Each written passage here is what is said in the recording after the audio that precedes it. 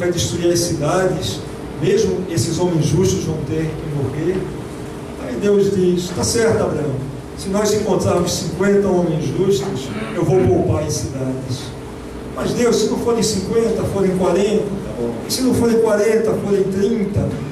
E Abraão negocia com Deus, mas parece que a coisa estava tão ruim que foi difícil encontrar esses homens justos, né? E na descrição bíblica, os anjos de Deus trazem a família do sobrinho de Abraão, Lot, e o retiram da cidade, e as cidades são destruídas. Mas essa perspicácia, esse conceito de que o homem não aceita puramente como um cordeiro regras pré-estabelecidas. O homem questiona a Deus. O homem quer saber por quê. Por que tem que ser assim? Por que essa lei é assim? Então, quando eu vejo hoje em dia um judaísmo monolítico, um judaísmo fechado, um judaísmo formalístico, apenas que procura cumprir conceitos sem questioná-los, sem procurar conhecê-los, eu acredito que esse não é o verdadeiro sentido do judaísmo. A Bíblia Sagrada, o Tanar, Torá, Neviim, Ketuvim, que compõe a nossa Bíblia, ela por si só é o grande livro sagrado dos judeus. Mas os rabinos do período pós-bíblico sentiram a necessidade de adaptar as leis bíblicas à realidade diferente que eles viviam, e começaram a estudar essas leis, e começaram a interpretar essas leis.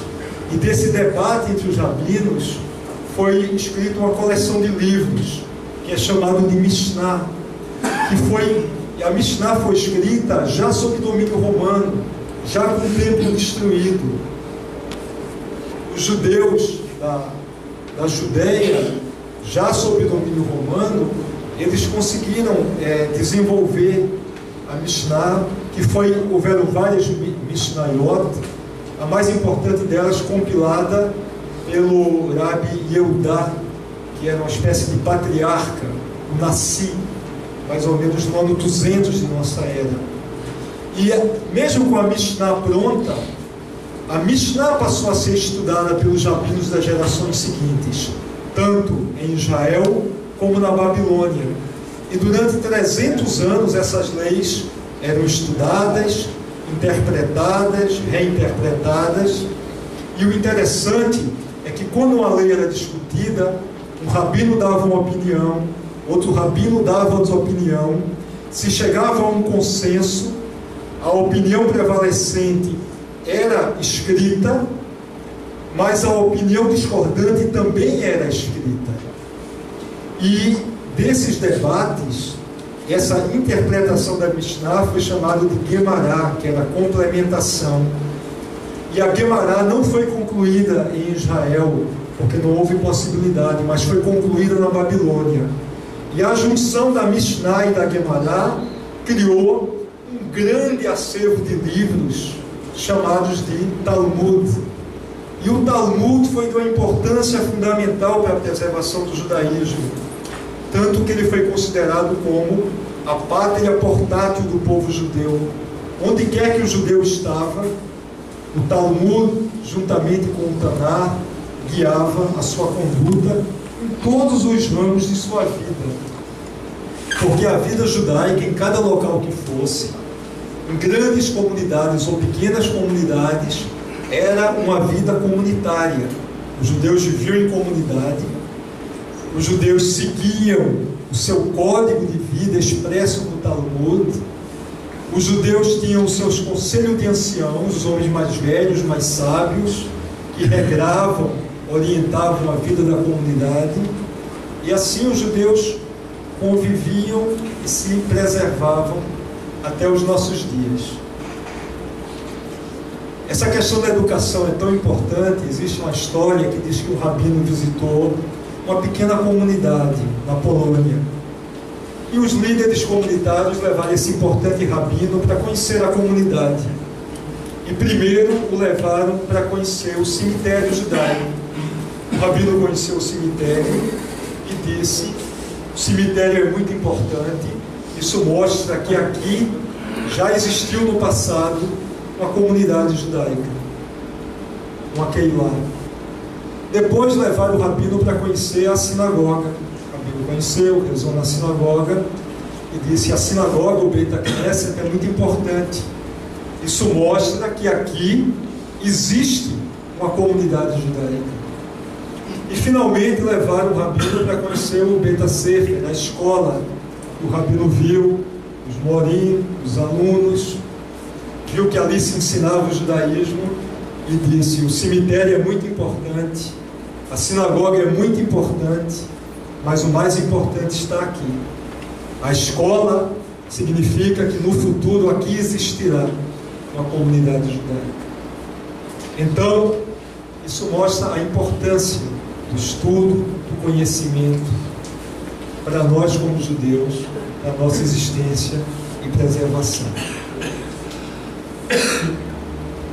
Bom, quando a gente chega no século XIX, o judaísmo ele se encontra em sua maior parte na Europa Oriental e parte na Europa Ocidental e parte no Império Turco Otomano, além do Novo Mundo.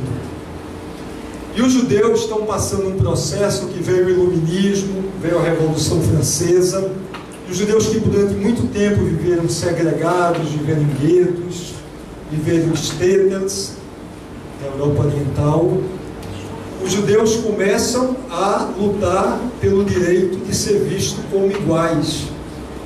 Esse novo mundo, o mundo dos Estados nacionais da Europa Ocidental, da França, da Alemanha, da Inglaterra, os judeus querem ter o direito a ser cidadãos, como quaisquer outros, independente da sua fé e da sua origem nacional. O Jean Mendelssohn, filósofo judeu, dizia: vamos ruir os muros dos guetos. Isso é um processo de mão dupla. A sociedade externa tem que nos aceitar como iguais e nós também temos que sair do gueto, sair do nosso isolamento, interagir com o mundo. E ao longo do século XIX vai havendo um processo de emancipação judaica, mas na Europa Oriental, onde os judeus, a maioria dos judeus viviam, os judeus continuavam sendo discriminados no regime czarista, continuavam sendo perseguidos. Muitos judeus eram obrigados, muitos não, era uma norma de que cada família judaica tinha que mandar um filho para o exército czarista já desde criança, e ao ir, ele era catequizado, ele era ensinado para se tornar um cristão.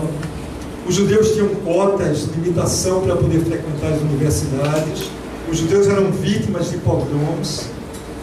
E dentro dessa perseguição judaica no final do século XIX, começa a surgir o anseio, começa a surgir a ideia do retorno a Sion. Nós temos direito a ter a nossa própria pátria. O mundo não nos integra, não nos aceita como iguais, e nós queremos reconstruir nossa pátria e nossa terra ancestral, na terra de Israel. E surgem vários pensadores importantes,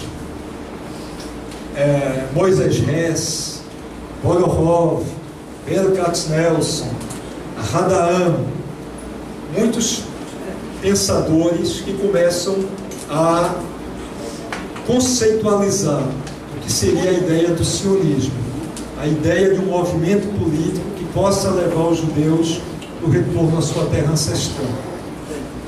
Mas vai acontecer um fato muito importante na França, talvez o país mais desenvolvido da Europa da época, culturalmente, cientificamente, em que os judeus estão integrados, se integrando à sociedade, mas que o antissemitismo vai se mostrar que é muito forte ainda.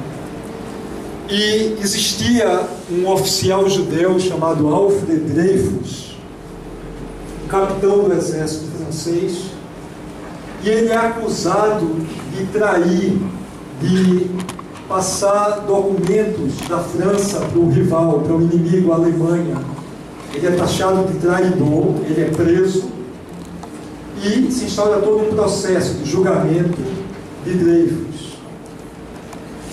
E o problema é que muitos franceses começam a dizer não apenas morte a Dreyfus, mas começam a dizer morte aos judeus.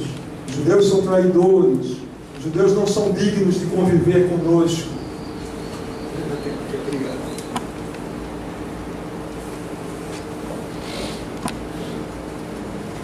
E nessa época havia um jornalista vienense, austríaco, chamado Theodor Herzl, que ele trabalhava para um jornal austríaco, era correspondente em Paris. E Herzl era um judeu exatamente um bom espelho do processo de emancipação judaica, um judeu com vestes ocidentais, um judeu bem integrado à sociedade europeia, um judeu que não tinha uma tradição religiosa forte, e que ele fica escandalizado ao perceber que na moderna França da época, como é que o antissemitismo ainda é um sentimento tão forte. Na verdade, o Dreyfus era inocente. Na verdade, depois vai se comprovar que era outro, o traidor. Mas, mesmo que Dreyfus fosse culpado, existem mais pessoas em qualquer povo, em qualquer religião. Mas o caso Dreyfus deixou bem latente quando o semitismo era muito forte ainda na Europa Ocidental. E Theodor Herzl começa a refletir sobre isso e começa a defender a ideia de que os judeus têm o direito a criar sua própria pátria. E ele escreve um livro, O Estado Judeu, e ele começa a fazer um trabalho político, o que vai se chamar o sionismo político. Ele começa a trabalhar diplomaticamente por essa ideia da criação de um Estado judeu na Palestina. Durante esse processo, inclusive, surgem outras ideias de que possa se criar uma pátria judaica em outro território. Se cita até a Uganda da época, um local possível. Isso gera muito, e começa a haver os primeiros congressos sionistas, e num desses congressos existe um grande debate sobre o assunto, mas termina por se abolir essa ideia e se chegar ao consenso de que não haveria outro lugar que não era de Israel, aonde se deveria se reerguer uma pátria judaica. E começam movimentos migratórios desde o final do século XIX, de judeus da Europa Oriental migrando para a antiga Palestina, sob mandato, sob domínio do Império Turco Otomano. E, nesse processo, a maioria desses migrantes, eles viam influenciados por ideais socialistas, eles queriam criar uma pátria judaica baseada em princípios de igualdade, em princípios de solidariedade, e daí vai surgir os primeiros kibbutzim, comunidades socialistas, vai surgir central sindical, a Estadrut, vai surgir os partidos políticos, vai surgir todo o embrião de um futuro Estado da Palestina. Só que na Palestina habitavam alguns judeus, como falei a vocês, nunca deixou de haver presença judaica, mas esses judeus eram pequenas comunidades religiosas que viviam principalmente nas cidades mais sagradas de Jerusalém, Tzfat, Hebron.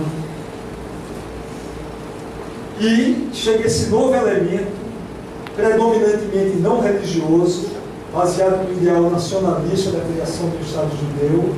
E existiam os árabes que viviam ali, como viviam em toda aquela região do Oriente Médio. E vai existir os primeiros conflitos culturais entre árabes e judeus naquela região. Quando vem a Primeira Guerra, e o Império Turco Otomano, como eu falei a vocês, é derrotado na guerra, e o Oriente Médio é dividido entre ingleses e franceses, aquela região, a Palestina, fica sob domínio do mandato britânico. E primeiro momento, já havia existido conversas entre líderes judeus e árabes por uma forma de convivência e até o apoio árabe à criação do futuro lar nacional judaico. Inclusive, existiu a famosa Declaração Balfour de 1917, quando Balfour, que era o ministro das Relações Exteriores da Inglaterra, ele manda uma carta para o Rothschild. Ele fala sobre a intenção do governo de Sua Majestade de propiciar as condições para a criação do lar nacional judaico na Palestina. Só que com o passar do tempo, a Inglaterra vai fazendo uma política não de apoio à criação desse lar nacional, e sim uma política de divisão entre árabes e judeus. Divisão essa, conflitos esses, que vão tornando cada vez mais difícil o convívio entre essas duas comunidades. E a Inglaterra começa a emitir documentos chamados livros brancos, e que começa a restringir o direito à migração judaica, começa a restringir o direito à compra de terras pelo Fundo Nacional Judaico, pelo Keren Kayemet de Israel, que adquiria terras na Palestina para serem propriedade do povo judeu, terras essas arrendadas àqueles kibbutzim, moshavim, todas aquelas comunidades que se desenvolviam. E enquanto vai havendo esse processo conflituoso na Palestina, particularmente com ataques contra comunidades judaicas por parte de lideranças árabes, principalmente pelo Mufti de Jerusalém, Amin al-Hussein, que era o líder religioso dos árabes da Palestina, e que ele, a partir do advento do nazismo na Europa, na Alemanha, ele vai passar a ter estreitas relações com Adolf Hitler. E ele passa a ser uma espécie de... seria um executor das políticas nazistas na Palestina. Vai ficando cada vez mais inviável o convívio entre judeus e árabes na Palestina. E o povo judeu passa a viver um grande dilema, enquanto o nazismo vai crescendo na Europa e os judeus vão sendo perseguidos na Alemanha, tendo seus direitos retirados, passando a ser cidadãos de segunda classe, passando a não ter acesso ao trabalho, à educação, e depois passando a ter seus estabelecimentos atacados, e finalmente, com a eclosão da Segunda Guerra, os exércitos nazistas invadiram os países europeus e confinando as populações judaicas em guetos, em bairros fechados, em condições insalubres. Ao mesmo tempo em que muitos judeus tentam fugir do inferno da Europa e migrar para a Palestina, as portas da Palestina vão ficando cada vez mais fechadas aos judeus, chegando a um ponto em que o grande dilema das lideranças judaicas da Palestina: como é que nós vamos nos reportar aos dominadores ingleses aqui na Palestina? Os ingleses lutam contra os nazistas na Europa. Nós somos aliados dos ingleses na luta contra o nazismo. E ao mesmo tempo os ingleses fecham as portas da nossa pátria, impedem que nós chegamos aqui e construamos nosso país. Então, Ben-Gurion dizia: vamos lutar contra os alemães como se não existisse o mandato britânico aqui na Palestina, e vamos lutar contra os ingleses aqui na Palestina como se não houvesse os alemães na Europa.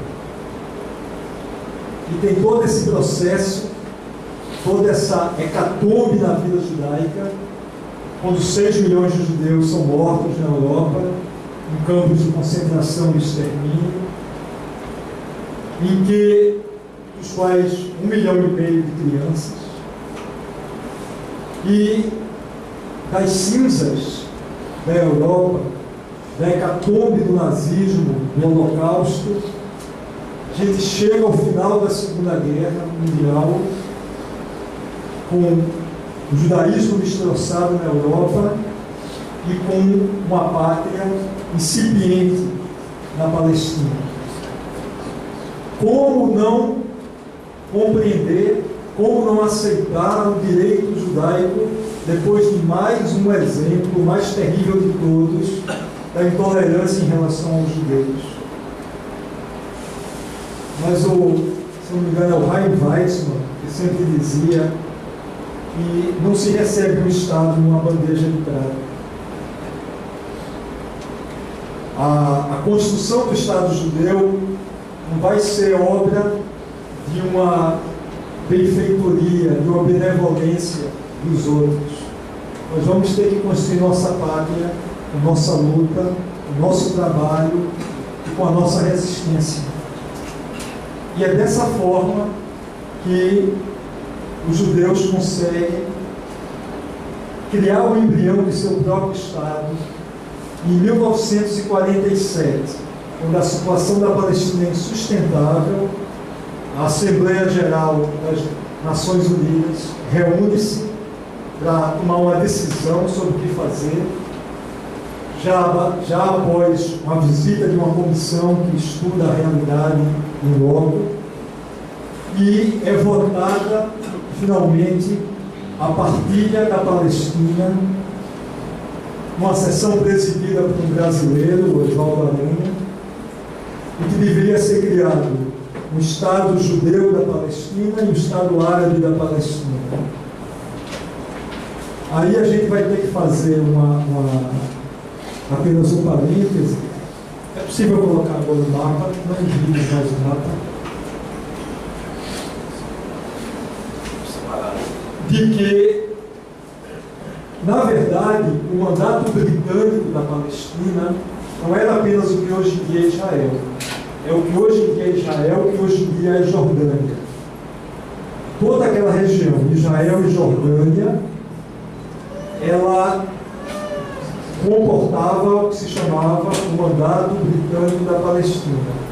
Só que em 1922, por questões políticas, a Inglaterra decide desmembrar todo o lado ocidental, todo o lado oriental da Palestina e cria um reino chamado Transjordânia, que é dado a um homem chamado Abdullah, da dinastia Hashemita, que era filho de um cara chamado Sem, que tinha sido expulso da Arábia, que passou a ser controlada por uma outra dinastia, a dinastia de Ibn Saud.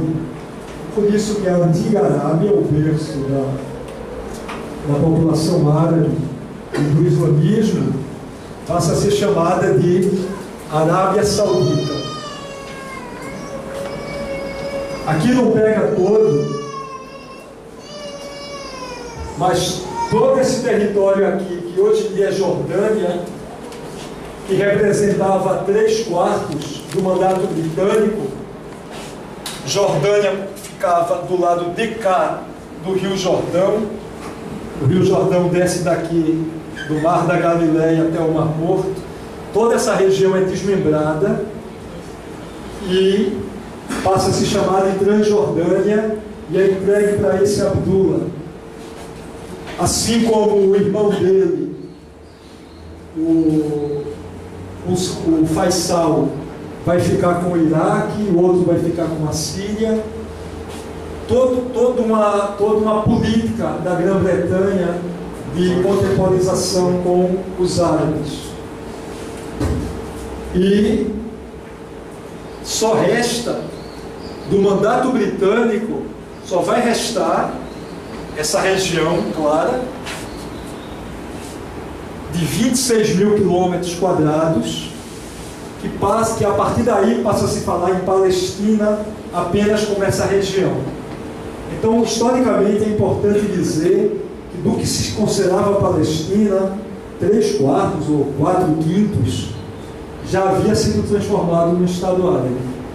Do que restou, se decidiu dividir em 2 estados, que não é exatamente como está colocado aí. 14 mil quilômetros quadrados seria formado um Estado judeu, do qual a maior parte é do deserto do Negev, considerado uma região inóspita para habitação, e 12 mil quilômetros quadrados seriam o Estado Árabe. Houve muitas discussões entre as lideranças judaicas acerca dessa partilha, mas houve um consenso de que ela deveria ser aceita. Depois de 2000 anos, os judeus voltariam a ter a sua pátria. Não aquela pátria sonhada, não abarcando toda a Israel histórica, uma pequena fração do que tinha sido Israel, mas foi aceita. As lideranças árabes da Palestina e os governos dos países árabes vizinhos, Líbano, Síria, Transjordânia, Egito, Iraque, etc., não aceitaram essa partilha. Diziam que a Palestina teria que ser toda árabe. E, quanto muito, a população judaica teria que ser uma minoria vivendo no país árabe. E, finalmente, em maio de 1948, as lideranças judaicas, reunidas no museu em Tel Aviv, proclamam a independência do Estado de Israel. E, imediatamente, e já na sequência de conflitos anteriores a essa data, o recém-criado Estado ele é atacado, ele é agredido pelos exércitos dos países vizinhos. Então, naquele momento havia uma única possibilidade para os judeus de Israel: se defender, sobreviver, sucumbir ou sobreviver. Aí não tinha mais ideologia, aí não tinha mais, era a vida de cada um. E se Israel vencesse essa guerra, ele poderia sobreviver. Se Israel perdesse essa guerra, encerraria-se ali o conflito e seria uma nova tragédia para o povo judeu, poucos anos depois da grande tragédia do Holocausto Europeu. E, surpreendendo o mundo, os soldados judeus conseguiram se defender, conseguiram vencer essa guerra, conseguiram manter o seu Estado criado e, a partir daí, viver um eterno conflito com seus vizinhos. Essa guerra de 48 produziu 2 grandes movimentos migratórios.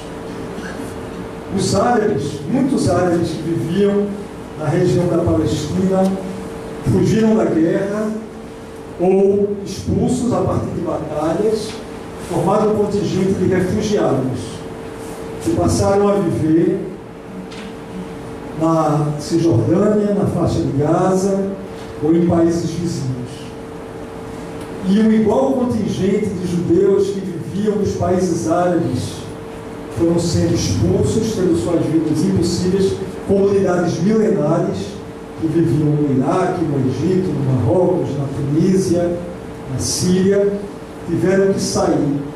Grande parte desses judeus expulsos dos países árabes foram absorvidos pelo Estado de Israel. E um país que tinha 650 mil judeus, poucos anos depois tinha dobrado essa população. Tiveram que absorver essa população da casa, da trabalho, das condições dignas de vida.